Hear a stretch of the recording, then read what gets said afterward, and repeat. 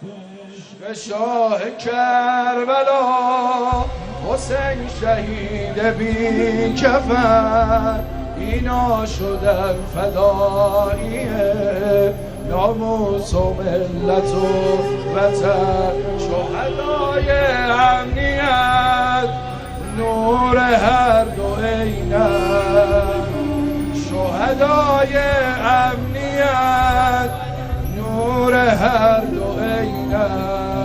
حاکمیتی فرض و واجب است که مطالبات به حق این ملت بزرگ را بشنوند و تلاش کنند که به تغییر مقام موظف رهبری دارن تلاش میکنند از هر کجا در هر حد و اندازه و مقیاسی که آمدن و در مقابل این ملت و با دقت و با دقت انشاءالله حکم الهی را در حق این افراد به زودی انشاءالله اجرا خواهد کرد.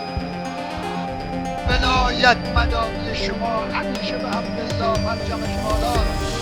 این بار هم هوشمندانه و با بصیرت انقلابی خود این حضور با شکوه را امروز قدم زدید برای چی؟